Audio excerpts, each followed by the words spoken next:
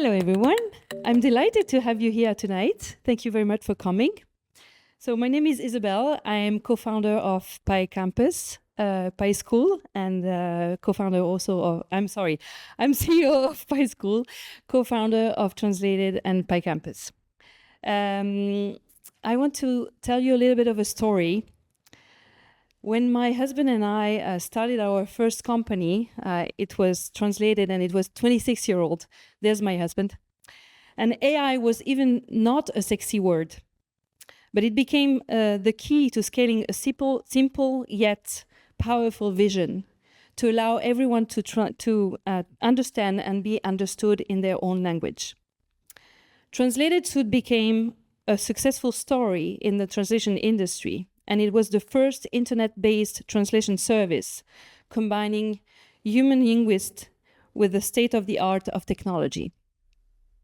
And from that day, we believed in something that was counterintuitive. Machine should amplify human qualities and not replace them.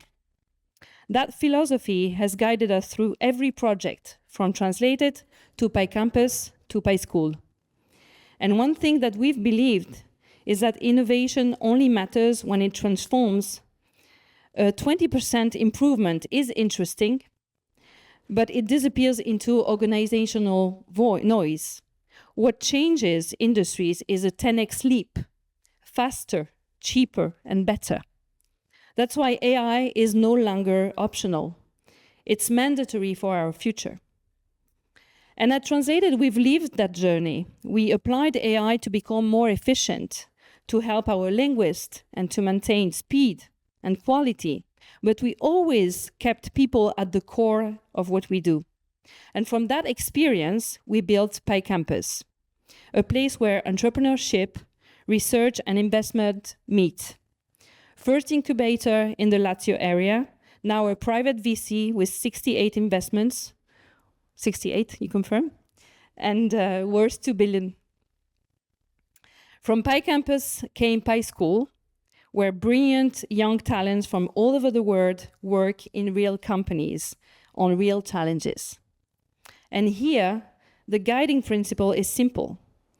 The future is built by combining state-of-the-art technology with human creativity and courage for companies. Recently, we launched DOOPS, a Horizon Europe's research project with 20 organizations across 9 countries, building multimodal models that bring together text, speech, video, and images. It's bold, ambitious, but always anchored in the same idea: technology in service of people. So this vision goes beyond our company too. My husband, Marco, was invited to join the Vatican AI Ethics Committee, which last month launched a global appeal on AI. And for instance, drawing a clear red line. AI must never make life and death decisions. In that context, translation was recognized as one of AI's most positive contributions for humanity, because it fosters mutual understanding and peace. So none of this is possible without a team, our team. Their resilience, creativity, and dedication is what transforms principles into reality. And that makes me proud every single day. So tonight you're going to see a little bit of that spirit on stage. At PySchool, our fellows have worked on challenging projects in AI and business. And for some of them, this is the very first time that they present in front of an audience. So there's excitement, but there's also a little bit of fear. And that's normal, because innovation is always a mix of courage and vulnerability. And I want to tell you, testing AI can testing what AI can really do for you is not simple.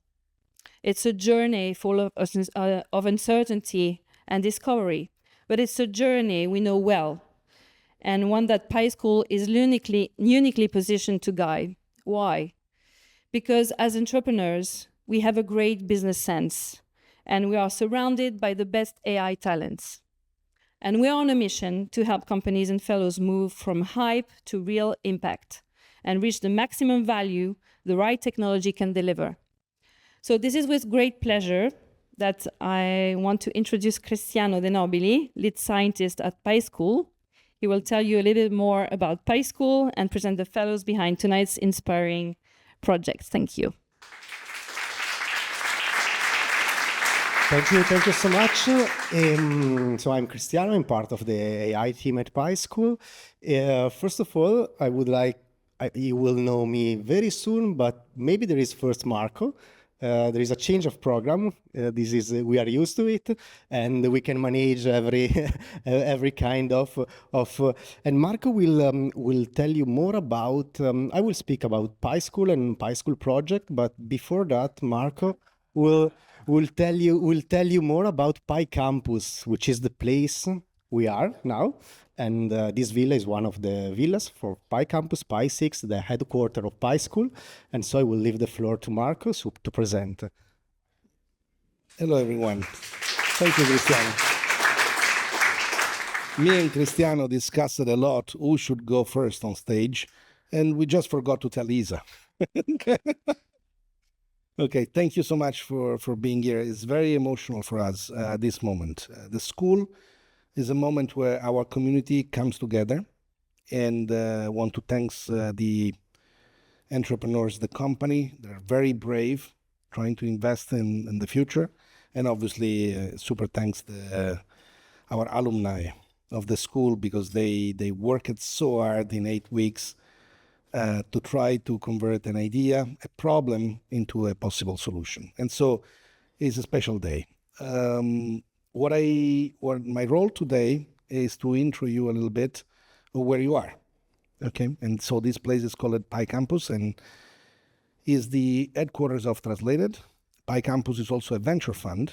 So Translated was funded using AI to help humans rather than replacing them in the field of translation. And it was very successful.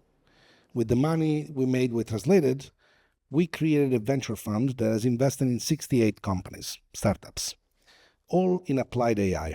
And some of them became big companies. Some of them are incredibly interesting company.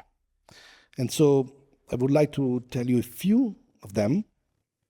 But before that, I would like to tell you that this place is a very important place for us because it's far from the big ecosystems where the innovation comes. Like many of you and the participants, we know that everything seems to happen today in Silicon Valley or China. And we deeply think that the entire world needs to be a producer of artificial intelligence and not just a consumer. And so there is an effort that all of us, we have to make. And so I think this is absolutely possible because many times we think that these opportunities are far from us, but I want to connect few dots for you to tell you why this is possible everywhere. So in this exact place, in 2017, it was presented for the first time to the public, general public, one technology called the transformer. Lukasz Kaiser, one of the co-founder of the school, PySchool, was here on stage presenting a new paper that he just developed. Attention is all you need was the name of the paper. And that transformer was the technology that today you use every day, ChatGPT, Generative Pre-trained Transformer. It did not happen somewhere in the world, in another place, it happened here. And so even if these things now looks that, they're far from us, sometimes they get very close to you. So you just need to jump on that horse. Obviously, Translated did. Lukasz was a translation person. The transformer was invented to do translation. And the transformer was the great success for Translated because we started now teaching AI to do much better translations thanks to that. And years after, Lukasz and Ilya Suksgiver, together with Sam Altman, that another person that we have about 8 investments with PyCampus, they decided to go and create OpenAI. And the idea was simple. why translating from English to French if we can teach a machine to translate from question to answer? It was a very simple idea, very simple concept. And but it was very powerful because you can use a lot more data, not just translation data. You can use the entire web to do it. And so you can build way bigger models. And so the magic that you have seen today. Here in Rome, there is more opportunities that are now happening. And Isa just mentioned this. Let me put this here. That comes in a second. And then in the previous slide, she was showing this picture. And why this picture is very important? Because last week, all the most important mind of artificial intelligence came here to Rome to create an appeal to the Pope, the leaders, and all the people of goodwill, to say what we think needs to be done to make sure that AI will not take control over humanity. And if this looks at very futuristic stuff, we believe it's not. We believe that with the speed we're making progress, there is many things that are happening, and many way we could lose control of this incredible technology that has an incredible amount of benefits, but a big risk. So, Nobel Prize, Jeffrey Hinton, worked with us on this document. It's the father of our AI. Joshua Bengio, the most cited scientist in the world today, living scientist. Newton, Einstein, they have more, but Bengio is doing pretty well. 1 million citations in public papers. Not only worked super hard on this document with us, but has spent a full day in our office because he loved so much the place that he wanted to work from here, drafting the document. And so Max Tegmark, the professor of MIT, Stuart Russell, the professor of Berkeley, that created the book on artificial intelligence that is the most used book in the world on that, and many other people. So things happen here, and so we can have access to talent, we can have access to ideas, and this is not something that is impossible. It's just that it needs to happen. And I think that the companies here that are sponsoring the students today, we want to thank you because you just did it. It's one step to bring more people together to try to attack these problems. So what kind of investment do we do? Okay. And so we started many years ago with the first frameworks for artificial intelligence. It was called Deep Learning for Java. It was the version before TensorFlow, that it was the most common framework. But also we did things that don't look AI. These are the ones that we like more, because you use AI to try to disrupt a big market. And this one is the best example to me. It's not a toy company, so we don't produce just a toy. We actually produce the real plane. This is called Boom Supersonic, and it's a new airplane that can go from London to New York in 3 hours 15. We're bringing back the Concorde. And this was possible because instead of testing every single piece of this plane into a wind tunnel, we're using simulation with AI and cut the cost by 10 times, achieving a way significant higher quality in prediction and safety. So you will be able to fly this plane, finger crossed, in 2028-29. The company has raised more than $1 billion. We have a big factory producing in North Carolina the plane, and the prototype just flew supersonic 2 months ago. It was the first time ever that a plane flew supersonic, civil plane, after the Concorde. We also invested in many, in many funny companies in artificial intelligence. One I'm super proud of is called, in fact, planes crashes. But not the real one. And do you know the name of the company? Boom. Horrible name for a plane. Yeah. Engineers. We'll never allow that in Italy. Okay, so I'll give this also to Isa. The KiwiBot. I'm super proud. I saw the company, their robots, here in Rome last week. So they started here in Rome to create a robot that does food delivery. They go to the restaurant and they deliver the food in their house of the person, fully autonomous, up to 2 kilometers. And we created the company here, but you cannot do these things at Rome because there are owls in the street. Joking. It's because they steal it. The reality is that there is not enough density of customers here. And so 7 years ago, when we founded the company, we moved it to Palo Alto, where there was a lot of people buying food delivery there. And so they could deliver. And now they've been shipping about 50,000 shipments every week through the robots. And I saw the robots coming back to Rome. So they were in Warner Village. If you go in Warner Village and you see these robots going, that's exactly Kiwi. Very proud. The founders from Colombia came here because in Italy to fund the company because it thought that food was something that Italy was understanding a lot.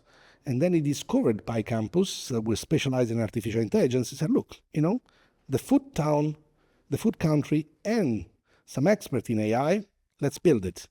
And it was a great success. Kiwi Robots, look at them. We also invested in the guy, Andrew Curry, that was the first AI engineer at Tesla. He's the guy that invented the Tesla autopilot. And so Andrew was working directly with Elon Musk, and at one point I meet him and says, Elon is a little slow. I said, okay, what can we do together? It's like the fastest man on earth, and he just built a data center in 3 weeks, an incredible data center. I said, no, it's slow. Okay, but what do you want to do? I would like to do a new self-driving technology. And really, I would like to create super high-resolution maps for self-driving cars. We did it. It was a big success, and we sold it to the US Just Eat, the equivalent. And now, very similar, they're also doing food delivery and the same technology. Say, food is everywhere. And we invested in many startups of AI applied to medicine. And one that I really loved, and also that was acquired successfully, and now all the team works at NVIDIA, but it was a very interesting idea. It was called Cambridge Cancer Genomics. So you go, and now today, if you have cancer, basically what they do, they will make a scan and see the size of the cancer. They give you chemotherapy, and if the cancer is reducing in size, it's good. And so you wait 2-3 months to see the results, and if it does not work, then they change you the chemotherapy, and you try again. Very often you lose about 2 months on this process.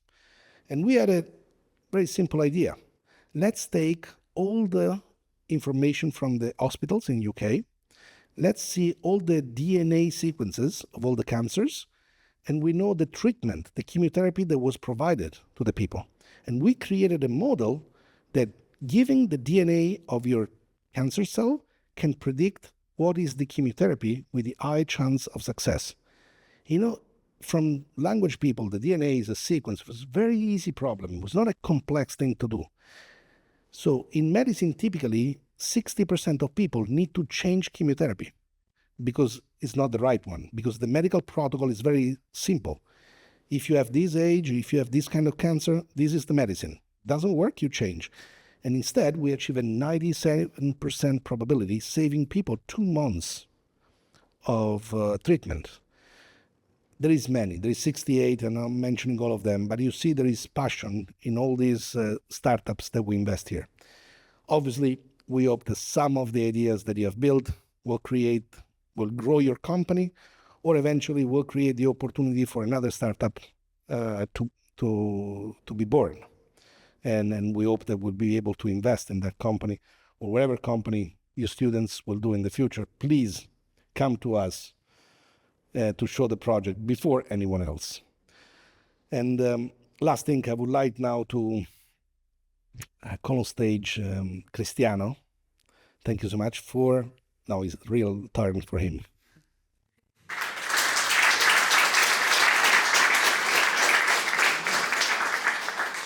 Hi again to everybody and welcome.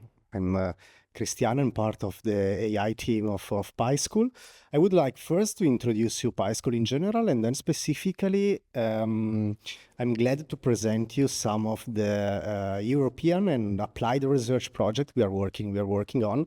So PySchool is, let's say, a center of excellence in artificial intelligence, and we are working with startup, small, medium enterprises, and also public institutions like the European Space Agency, the European Commission, through grants that we are able to win. And since 2017, we have completed more than 100 projects and challenges, prototypes, in many sectors in AI, from healthcare, from industrial automation, climate, Earth observation, and many others. And in the last 3 years, we secured €1 million through grant project with mainly in Europe. And we gain a lot of experience, and that's why today we are very happy to show you what we are working on, and what also the fellows of the PySchool of AI program, which is the main thing we want to talk about today, are doing. And so let me introduce you some applied research project we are working on, and the main one and the biggest one was announced some months ago, is called DUPS, Diversibus vis Plurima Solvo. Basically, I want to explain you the principle behind it, and from the Latin, that means that through many ways, so using multiple modalities, different kind of data, if you want to think it simply, we want to build a model that will solve many tasks. And maybe you heard about a large language model like ChatGPT, and DUPS would like to build the next step of them. And now it will be more clear about. But again, DUPS is a European project. The budget is very high. It's the biggest project regarding research in AI was ever delivered by European Commission. 29 millions would be 4 years project. It started exactly 2 months ago. There are more than 70 researchers and many institutions involved.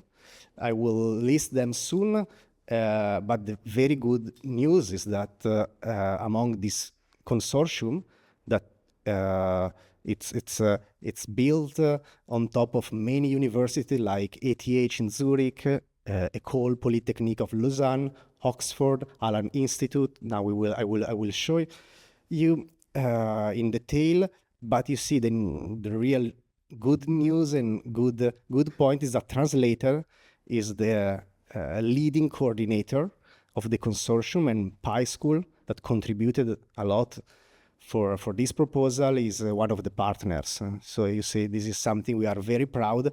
The coordinator is Sébastien Bratelet, that unfortunately is not here today, and which is the managing director of PySchool.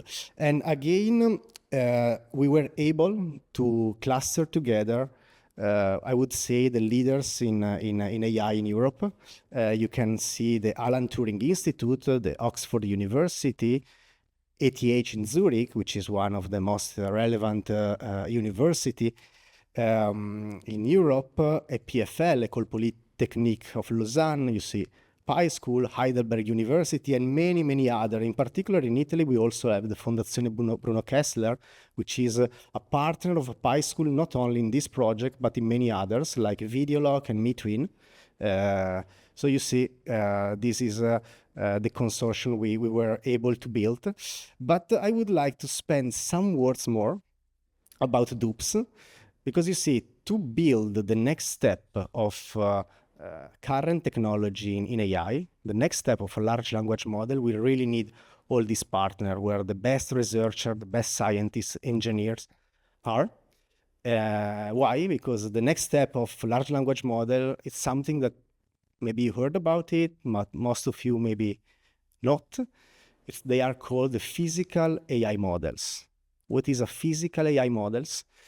So to give you an idea, today AI models like ChatGPT, Claude from Anthropic are trained using a lot of text data, maybe images, and digital data of this kind. But you see, text data, even if we are producing many, every day there are tons of new text, but are not enough to, you see, have a huge step in AI. So there is a sort of bottleneck in AI training due to lack of enough data for big models. But you see, we as humans do not only understand the text, language, or capture image with our eyes, but we have other kind of sensors. We can feel the temperature, we can feel many other interesting stuff that the physical world can show us. So the idea of physical AI models are models that can be trained also on physical sensor data. But it's something completely new. We need to understand the science between, you see, the science of building such kind of models, the engineer behind them, and that's about this project is about that. And so again, to do it, this requires a big scientific advancement to, you see, perceive the input and generate output in multiple modalities. And there is a lot of science, engineering, applications. And again, this is a research project to apply AI and new models of AI, physical model, to different sectors. In particular, we will focus on language, environment, and Earth observation data that come from satellites, and also medicine, in particular cardiology. These were the sector we choose to focus mainly.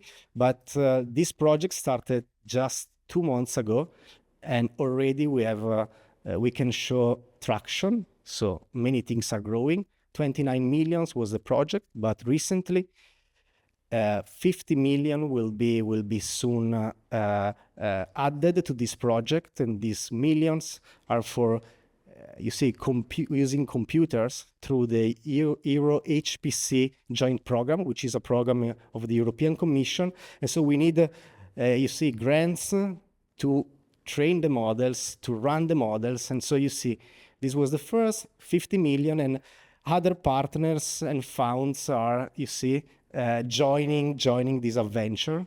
So again, 2 months ago, and already the project is showing a lot of interest.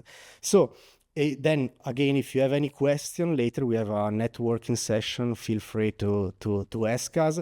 And obviously, we are hiring for this project. We are building. We hope to build one of the best team worldwide.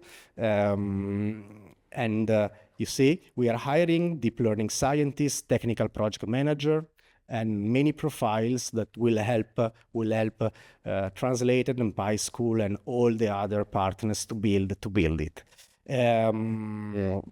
If you have any question, feel free then to ask. I would like also to mention another project we are working, in particular involving this one, which is with the European Space Agency. So the previous one was with the European Commission. Okay. This other one is with the European Space Agency, and basically we are helping the European Space Agency in bringing to them, in helping them in build a network we call the Collaborative Innovation Network of scientists, engineers, brilliant minds that are expert in emergent topics like quantum computing, artificial intelligence, high-performance computing, neuromorphic computing, so many kind of different paradigms, new paradigms of computing, cluster them together and build a community to enhance collaboration with the European Space Agency. So it's a project we are running since a couple of years, and now was renewed for 1 year long. And this is a very good job, because I'm very good and proud of it, because building this kind of community, it's something very, very valuable. Okay, and we are organizing also a lot of events in collaboration with the European Space Agency. Basically, it's something like 2 seminars, workshop per month, where we invite experts in high-performance computing, quantum technologies.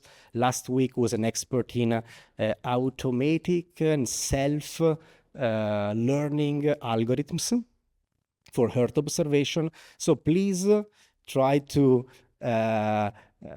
check our LinkedIn page. So if you are interested in this topic, you will have the opportunity to get in contact with really expert in this field.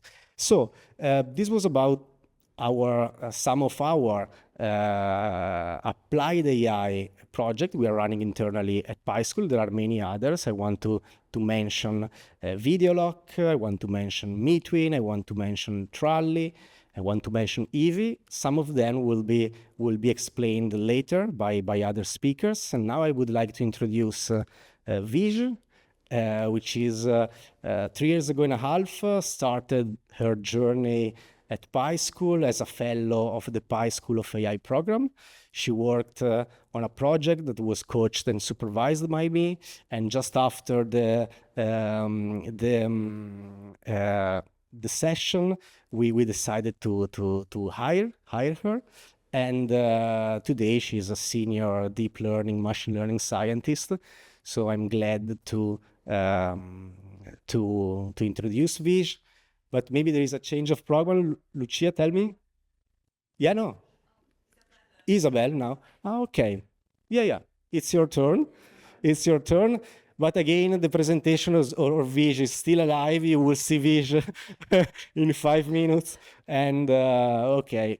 It's very brief. With the PySchool of AI project, we do prototyping. So we work at the deepest level to see how far can we go at the state of the art of AI in 8 weeks.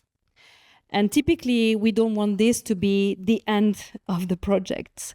We want this to be a product for the companies. So we've started collaborating with a company that I'm going to introduce briefly now that is called Human Stack. With the beautiful team of Mario De Santis. Is Mario here? Yeah, I saw him. Yeah, I didn't see you. And he's going to talk about what is it what we do, and we want to push the companies to do not end with us, but to actually implement. So that's what Mario and his beautiful team are doing with us. So can you introduce yourself and tell us? Sure. Thank you. Hello, everyone. I'm Mario. I'm the co-founder and CEO of Humans.tech. And I'm really happy to be here tonight to showcase our partnership with PySchool and what we do together. So let's do a step back. So at Humans.tech, we build digital products and we act as a product builder for companies. So we take the real needs for the company, the ideas of the company, and turn them into real products, into digital products. And that's why our partnership with PySchool makes sense, because PySchool started with AI on applied research to create models and to go a step further the state of the art that we know today.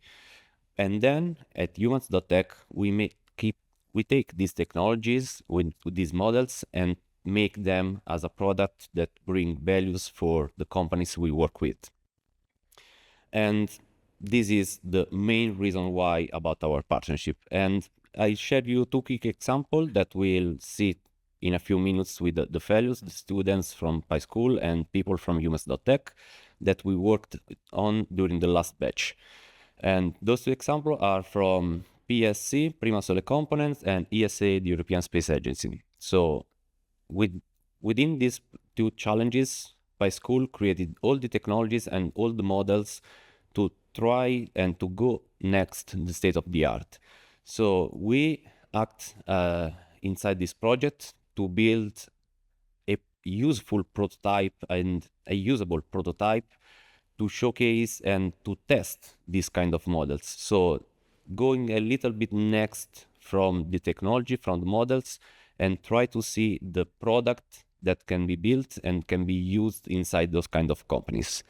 So this is more or less the main reason about our cooperation. So to go from a model to a product, and to go from AI to people that will really use them. And these kind of projects during the last batch showcase for us the real impact that we may have with these companies. So PSC and DSA were a great companies with the lot of attention to to every details. And this is the kind of companies, the kind of projects that we work on, and with them we can build really products and projects that will have an impact on the humanity, as Marco said before. And so this is our role in this kind of partnership, to take AI and bring AI to products, and also to make technology a little bit more human. And let me leave the stage to the real stars of the nights, that are the fellows, that are the students, and the project, the challenges that I will showcase to you. Thank you. Rich.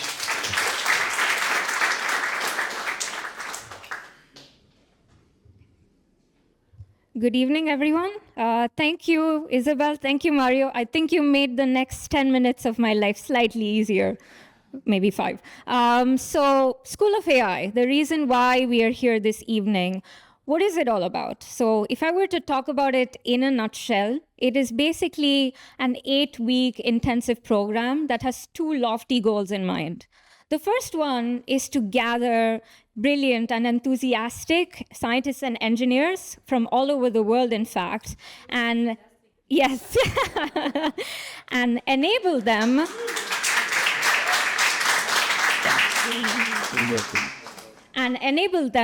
to solve real-world AI problems. The second is to get companies that are trying to pivot to AI and help them by building robust and well-executed prototypes that are tailored to their business needs. And since its inception, following this model, PySchool has trained over 230 such engineers and also developed over 100 MVPs, some of the biggest names including Amazon, Meta, European Space Agency, and the European Commission. Oh, okay, it was the down button goes, okay. So the 3 cornerstones of the School of AI are basically as follows. The first one is the company or the startup that comes to us with their business pain. And what we do is we do a lot of research which helps us estimate the feasibility and also develop a solution that's customized for them, that uses AI in the best way possible. The result of this is the AI proof of concept or the prototype. And in the due course of this, what happens is the engineers that are working on this also develop real-world skills that makes them equipped to enter the rapidly changing AI industry. There's some unique offerings of this program, and the first one being that it's incredibly fast. And that's because we follow an agile mindset, which is the bread and butter of startups. And that helps you measure progress very fast and also, improve much faster. The fellows, we never want people who are truly interested in science and great talent to be blocked by, access or finance. So the fellows are totally supported by PySchool, and they develop these solutions in a nurturing environment, supported by the great AI team at PySchool, but as well as mentors who are basically senior industry professionals that are usually leaders in the problem that we are trying to solve, and we get advice from them that helps us do much better than just us alone. So PySchool, something unique about it is that we sit at the intersection of science and entrepreneurship, and this is reflected in our scientific advisory board. Special mention to Sebastian, who is our director at Translated and PySchool. But not only are our board members and our mentors leaders in the field of AI, they're also, many of them are incredibly successful entrepreneurs as well. This is just a snapshot of some of the companies that we worked with. There are over 100, but these are some that we just mentioned here. Special mention to ESA, of course, that we have a long-standing collaboration with them. Now, if you look at the Pi School of AI in numbers, we already spoke about the 100+ prototypes and the 230+ talented engineers that have graduated and become a part of our alumni. We usually go through a rigorous recruitment process, which means we are very selective of the people that we recruit. And out of 2,500 applicants, we have around 10% that usually make it. This session, guys, you need to feel even better about yourselves because our selection rate was 5% this time. And some numbers, we have 11 fellows from 6 different countries and 3 continents. We have 4 challenges and 200 applicants worldwide, so 5%. A fun fact about this particular session is that the incredible variety of challenges we've had. So we've had something very research-focused, where we developed a module for one of our applied AI research projects, as well as business-focused solutions where we developed and built a solution for a logistics problem. Finally, the pitches. So I think there are going to be 4 great pitches tonight, and I'm going to start by introducing the very first one. The one which I have been glad to also oversee and supervise personally. And it's by Daikin Applied Europe, where we use LLMs to tackle a very important logistics problem that they have. And I'm going to let our fellow and engineer, Michele Seletti, take the floor. Thank you so much.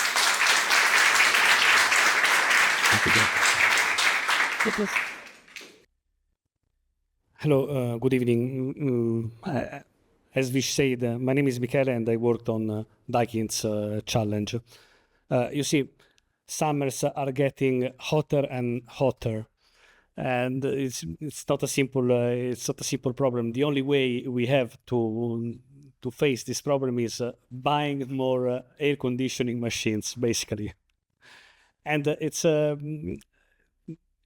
huge step. I mean, it's a big industry. It's a $240 billion industry, growing at 7% rate year over year. But there is a bottleneck. Selling an air conditioning machine is not like selling, let's say, a toaster. It's a long process. It all starts from a project. It requires an engineer to select the right machine, and then there is a sales rep that can do its work. At the end, everyone gets annoyed by the process. The engineer is overwhelmed.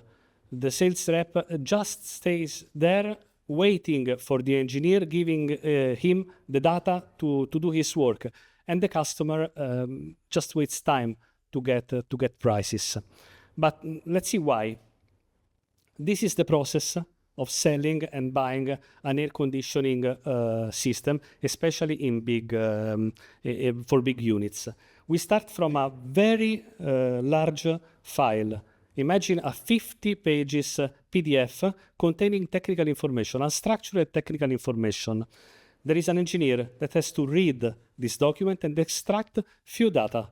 These few data are needed to select a machine. The same engineer selects the machine, sends it to the sales rep, and the sales rep can do his work, quote, and luckily waiting for a purchase order.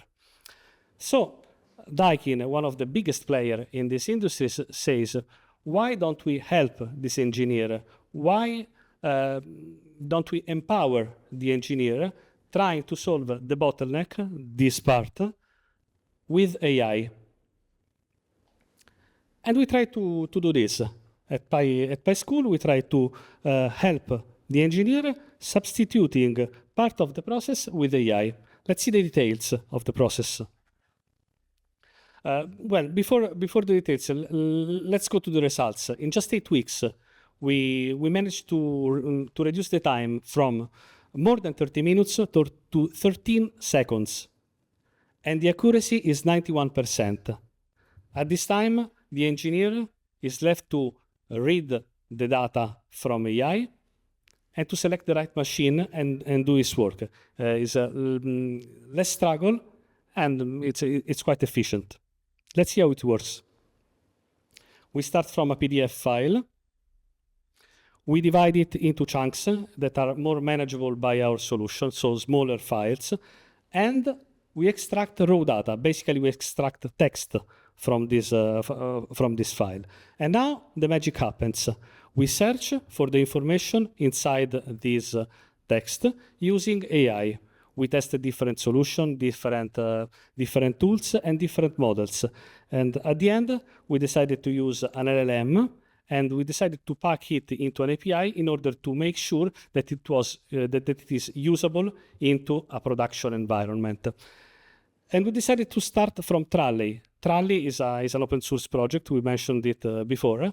And basically, it deals with unstructured data. Whenever you have unstructured data in a complex file and you want to extract structured data, Trolley is a good starting point. We customized it for our situation, and we used it in the real world. We also checked that the system is intelligent enough. We can select, we can infer information. For example, here we see that when you have to find the type of chiller, which could be water or air, the fact that we see seawater in the file selects water. We can read data from tables, and we can also select the right column of a table with the right information. It's quite effective, and it's quite efficient as well. We decided to go with GPT-4o Mini, which is quite fast, cheap, and quite accurate. But depending from the situation, since the same model can be applied to many other industries and to many other problems, you can select a different model and different customization. Think about, I don't know, a contract, a compliance document, a medical record. Whenever you have unstructured information to be converted into structured tables, you can start from Trolley and customize it for your need. It was fun and effective because of the composition of the team. We have Mubashir, that is an AI engineer and focused on the algorithms. We have Andrea that focused on the numbers of the solution. And then we have me that focused on making the solution ready for production.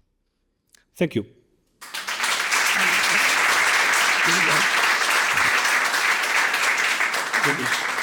I leave the floor to Vish, to our coach. No, fantastic coach.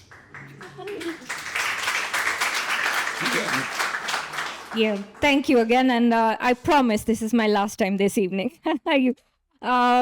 So a few words about this challenge. One of the things that we learned as the AI team at Pi School as well was that doing these applied projects, the AI research projects that Cristiano spoke about earlier, gave us a lot of insight into how to move faster than usual when building AI solutions.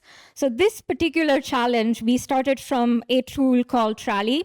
Trolley was a project that we started 1 year ago as an applied research project, and it was funded by the NGI, or Next Generation Internet Search Consortium, which comes under the European Commission. And this tool basically is a sort of open source solution to convert any type of free form or unstructured data into a structured format. And what we did here was, based on what we had learned already, built and customized this solution in record time so that we could, help our sponsor with the problem that they were facing in terms of extracting information. So I think that's it, and I will move on to the next challenge and give the floor to Sri. Sorry.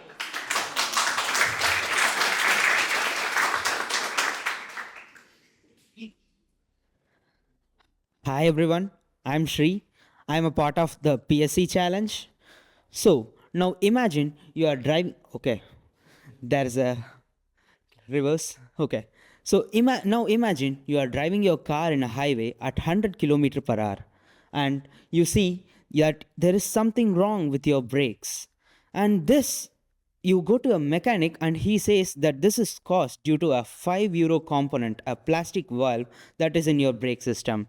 This €5 part could have compromised your entire braking system and would have caused a loss of life. This is not just rare. This is common in automotive industry, where automotive recalls happen every year and they cost over billions of euros every year. This is where PSC plays a vital role. PSC is a leading manufacturer of injection molded components, and they produce high precision components that go into millions of vehicles every year. So they produce this by using sophisticated injection molding machines. These machines take in data like temperature and pressure. So these data can be used as a goal. So when used properly, this data shows that there is a 1.3% defect rate in the components manufactured. So 1.3% sounds so small, but can be massive in the end if you scale it up to the industry. The hidden cause of this process, this defects, is because of the subtle defects in temperature, pressure, and stroke length. For example, take pressure. So generally, when a machine injects plastic, it takes pressure at 850 bars. Now, as the time goes on, due to wear and tear, the pressure changes to 900 bars. This small shift can be very minute to the human eye, but in the component manufactured, there may be slight scratches or the defects in the edges of the gears, and these edges, when as the time goes on, may turn into massive issues in the car system. These defects can't just be detected by traditional alarms, because traditional alarms are noisy and they are reactive, and before these alarms trigger that there is a defect, the product is already manufactured. So if this issue is not addressed, there's going to be severe issues like scrape and rework, and there is going to be lots of cost doing that, and there is a loss of throughput in the production. The people are going to claim warranty claims, and then worst of all, there's going to be reduced reputation and trust among clients. To address this problem, we have a solution. It's an explainable anomaly detection system. So our prediction system predicts whether the component manufactured is going to be good or defective 12 seconds before the product is manufactured. So how it works: our system injects machine sensor data like temperature, pressure, and force, and we give it to an AI model, and the model says if the part is going to be a defective part or a good part, and then our model predict, and then the model not just says if it's a good or bad, it also says why it is good or why it is bad, because the engineers need to know where it went wrong, what caused this defect. And so it's a very explainable system. Let's take a part for an example. As you can see, our model analyzed the parameters and it has predicted that the model is 70% confident that this part is going to be defective, and these are the reasons that this part is going to be a defective part. So using these information, the process engineers can quickly understand where the issue is and they can easily solve the issue. So every OEM and automotive industry manufacturer uses plenty of plastic injection molded parts in all of their cars and vehicles. So it's like doors, gears, dashboards, and many equipments. So saving these small defects can be huge. As you can see, 1.3 defect rate is so small, but for 1,000 parts, it's going to be 13 defects. And assume the cost of one part is going to be €200. Now, for 1,000 parts, it's going to be 2.6K, and when you scale it up to millions, it's going to be 2.6 million. So minor defects, when multiplied, will be millions of euros cost, and when preventing them, there's going to be millions saved. And the effect is not just immediate, it's going to be a long term.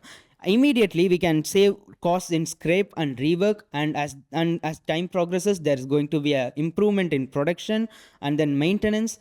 And in long term, this may lead to AI-driven industry and assembly lines, and there is going to be a zero defect manufacturing assembly line. So in 8 weeks, we have achieved a significant improvement in our performance. So we have managed to build a complete full pre-processing pipeline. We have evaluated our algorithm across 77 algorithm resampling techniques, and then we achieved a 95% confidence score in our target performance. So we are a team of machine learning engineers. Drish has worked on the data pre-processing pipeline. Prabhu has worked on the model part and the evaluation part, and I have worked on the explanation part. Thank you.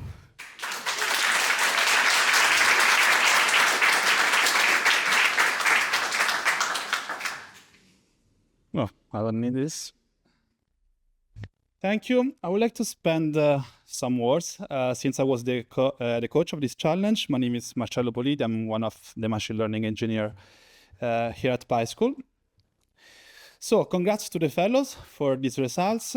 And what I wanted to say is that this challenge was pretty difficult because of one reason. I mean, the data was well organized, in my opinion. So it looks like in the last years that AI is way more capable of doing stuff on unstructured data rather than structured data. So if you ask AI to do some financial analysis given an Excel sheet, it's quite difficult. But if you want to create like a skibbity boppy video, I don't know, maybe the Italians, yeah, that is quite easy. So that's why our feed is full of this stuff. And this is why in this kind of projects, it's really important to inject the human knowledge, the domain experts knowledge. And it was really, really important for us to have iterations with the sponsors to understand, hey, are we doing good? Otherwise, we iterate, fix all the errors, and continue like this. And at the end of the 8 weeks, we have something that we are pretty proud of. Having said that, I would like to invite to the stage the CEO of the PSC challenge that sponsored the project. I don't know where he is. So hello, if you can come here. Thank you very much.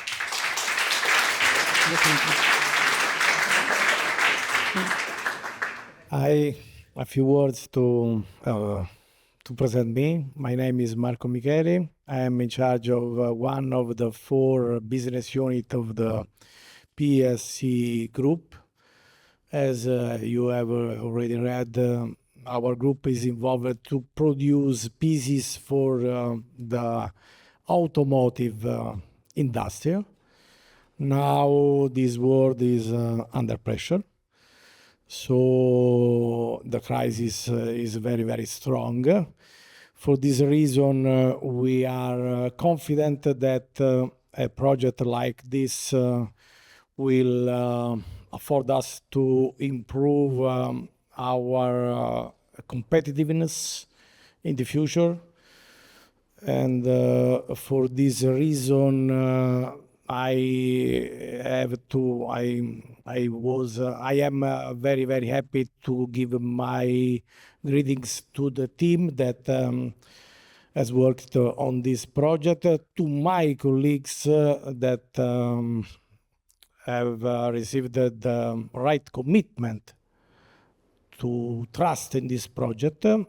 In the world of the manufacturing industrial, is not very easy to explain what means AI, because we have to work with manpower, with old-fashioned ways and so on. So for this reason, I repeat, I am very, very happy to stay here with you in this occasion. And we hope that in the right time we'll have a model that we can extend to all our plants, because we now at this time we have 16 plants all over the world, 12 of these in Europe and 4 in Brazil. So we have hundreds of presses in which there are thousands of molds, and so we can have a lot of good results. Many thanks, and thanks for your attention.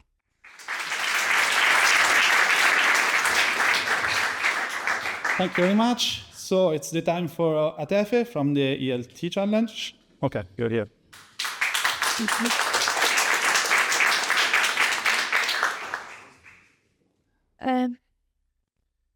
Hi everyone, my name is Atefe.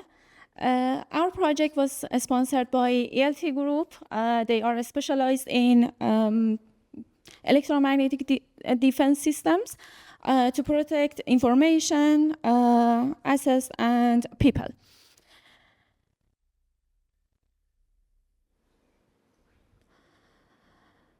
Nowadays, the main challenge to collaboration, cooperation, and communication isn't about distance. It's about language. Every day, experts, trainers, and professionals walk into classrooms or sessions or log into video conferences to share their knowledge. But when the trainer speaks Italian and the trainees speak Spanish or any other language combination, the learning experience breaks down. It means technical terminology misunderstood, and even brilliant idea get lost. So here is the situation that you will not be able to deliver your knowledge or your technology to the audience or customers.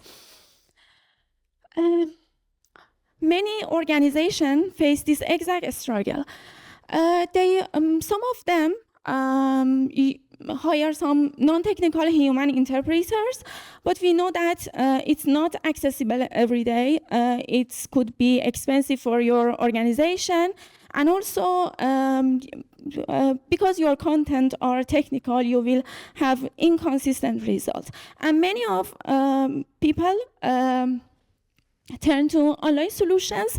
Some of them use Teams, Google, or any other platform based on cloud.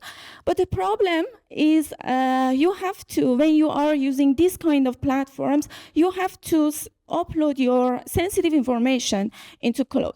So this causes serious business confidentiality. So this is why we built real-time and confidential speech translation system. How does our solution work? We have the audio in any language, like Italian, and then we do a smart chunking and buffering to make it more close to a real-time scenario. And then we have the model. We have used open source pre-trained models.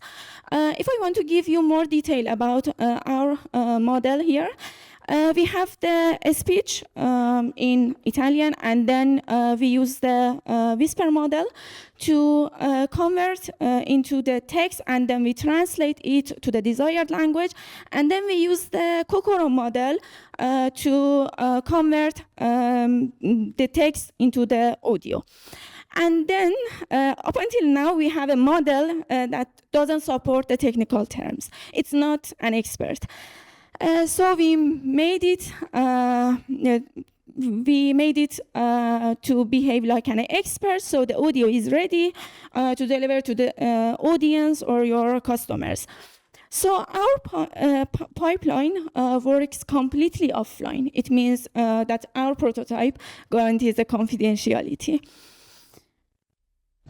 We have done this project over 8 weeks. By week 2, we tried to implement a basic prototype to do just proof of concept. And then we realized there is a problem. It was about the latency.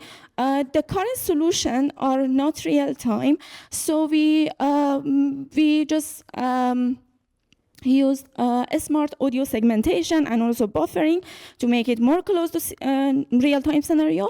And then there was, during week 5 and 6, there was another problem. It was about that current models do not support technical terms. So we use a glossary or dictionary of technical terminologies to make the model to behave like an expert. And then in week 7 and 8, we had the result of different prototypes that we had done during 6 weeks. And based on our stakeholders' preference, we choose the model which is the best in terms of latency. And also we made it ready to deploy in a real-time scenario. Our prototype achieved impressive results in terms of different metrics. We achieved more than 40% in Blue score, which is really high. And also we got up to 75% in Comet scores. These scores shows that how good is our machine translation is compared to human translation, and more importantly, our audience or customers will be able to hear the audio in less than 3 seconds. On top of that, our prototype guarantees the confidentiality. It means that you can run our model on your local device without any information leakage. The market is massive, ranged from academia to industry. For example, if you have training program, you can use our prototype.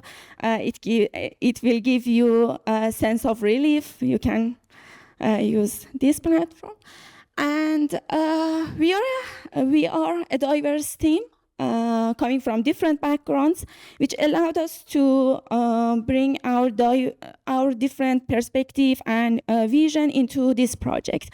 Alessandro, who is an expert in mathematician, who covered the technical part of the project, and Arya, who is a computer scientist, and he supported the engineering readiness of the project, and I, as a biomedical engineering, covered the model deployment part of the project.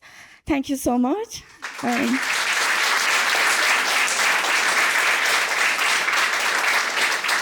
I give the microphone to our brilliant and supportive and the best coach.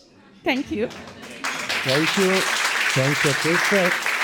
I want to highlight that in this last week we stressed a lot and trained, and congratulations for the very good presentation. So in the last days we tried, we coached them to, speak in front of a new audience in a new country for you, so many new things, and you did very, very well. So I'm very happy about that.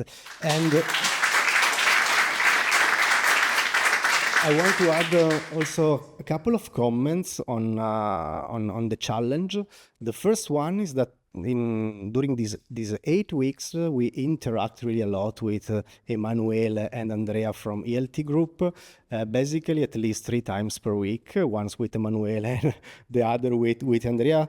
What does it mean? It means that during the 8-week program, we want really to receive feedback from the sponsor, because it's very, as a scientist engineer, it's very easy to maybe focus on details that are maybe less useless from the business. So the idea is to really stay in contact with them, receiving feedback. They know their business problem better than us. We know the scientific engineering part. So it was a very fruitful engagement and collaboration. Second point I want to emphasize, similarly with the Daikin challenge, where one of our internal project, Trolley, that was funded by European grants. In the Daikin project, Trolley was used to improve the challenge. Similarly, in this challenge, we leveraged at least 2 of our internal European projects, Videolock and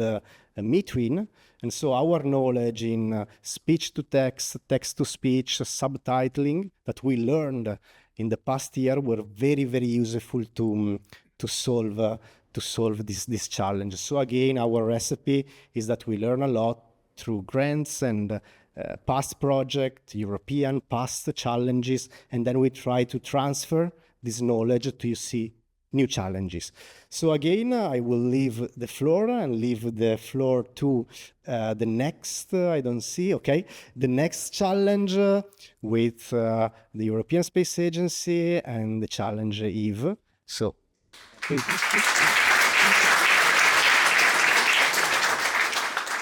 Good evening, everyone. I'm Tulsi Kumar, and I worked on Artificial Expert, Eve. So Eve is a LLM-based model, like a digital agent, which is with a diverse data set on Earth observation.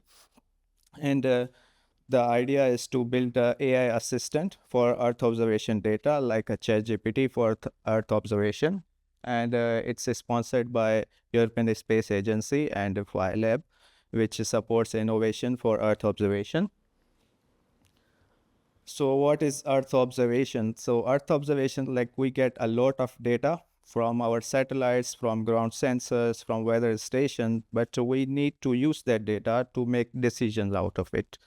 Like for policy making, how Earth is changing, how our environment is changing, so we can make policies for that. We can make disaster management plans for that. We can make it public and give people awareness about that. Like let's give you an example. Like if a volcano erupts, so it gives us how much it will impact the area. So it gives us predictions about that. So in Eve, it's fine-tuned large language models, and with large language models, there is a problem that after fine-tuning or training them, they become outdated. Like if the model was trained in 2024, and now we ask data about 2025, it doesn't provide that data. And they are kind of a black box also. So they provide a solution, but they don't provide where this solution came from. And also the context, they are trained on so large data that they don't have very specific context about that. Even it's trained on Earth observation data, but there are subdomains of it also. And one major thing is the hallucination. Like sometimes they lie, and if we say, they confuse things and they don't give us proper solution. So this is how AI assistant, or let's say how we interact with ChatGPT a lot. So how it works. So there's a user, it asks some question, and then the model provides a response. So how we are gonna solve the above issues? So what we did basically, so we got a database which had 280,000 documents, and we created a database. And when we are asking a question from LLM, then we provide specific documents from that database to generate an answer. So now our answer is more specific and not outdated. So, and make it more robust, we added a different database, which is graph-based database. So different documents which has relation with each other. So they are related, and they are related by the keywords and citations with each other. And at the end, hallucination detection, like why it's hallucinated. So then we detect the hallucination also. And after detecting the hallucination, we want to reduce it or improve it and remove it. So we provide a hallucination mitigation module. And at the end, we had a very improved response. So these are some tests we performed on our solution, and by 70% of the time, the responses are very specific and more accurate. And we also performed a test on hallucination detection, and 70% of time our model detects there is a hallucination. And then with the hallucination mitigation module, we solve this issue, and 64%. So our hallucination is reduced by 64%. We worked on this project for 8 weeks. It's an ongoing project. So we started with building a database. Then we improved the database to get more accurate results. We applied different techniques. We added graph rag, and we got so many proper results. And at the end, our module has a more 64% reliable results, and it became more trustworthy. So in our team, we were two. There's Asmain, who is an AI research engineer, and he has been working on many research projects.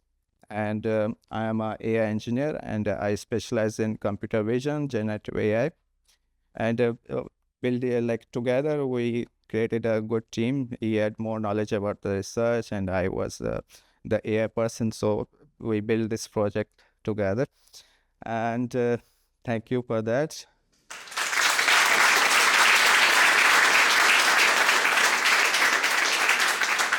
Now I would like to invite our mentor and project manager for the EVE project.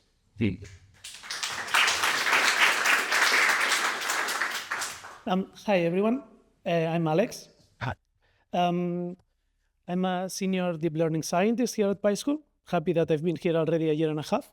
And I was the coach of this challenge together with Antonio, who is a deep learning scientist also over there. In parallel to this also, I'm the manager of the EVE project itself, which has been ongoing for this last year and a half. It's been a pretty challenging project. It's a very large, very complex project. We've been developing and researching the actual model for this last year and a half together with our consortium partners as well, Imperative Space. And I'm very happy how this challenge went. We've been able to integrate very well the work that they did in the actual system, which is not that easy to do, going from literature review and seeing how the state-of-the-art works and how the cutting-edge research works into an actual robust solution that people can use in 8 weeks is not that easy. And the scores are very good, but ultimately the real test is the vibe test, whether you use it and it actually works well, and it does. And right now on this point on actually using it, we are finalizing at PySchool the actual implementation of the backend itself, of the actual skeleton of the product, of the actual chat assistant, which we are partnering also, like Mario said, with humans who are doing the front end and the user management part.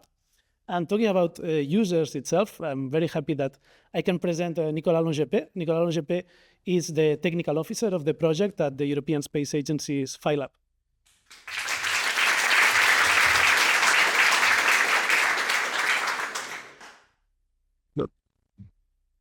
Yeah, nice to meet you. I'm Nicolas. I'm with the PhyLab. So PhyLab is a kind of innovation lab within ESA, and Esrin more specifically. We are just at Frascati, so a few kilometers from here, and we do innovation, mostly AI, let's say, but we have also some program on quantum, neuromorphic, as it was mentioned before, and many things. And LLM is one important aspect, of course, as you may know.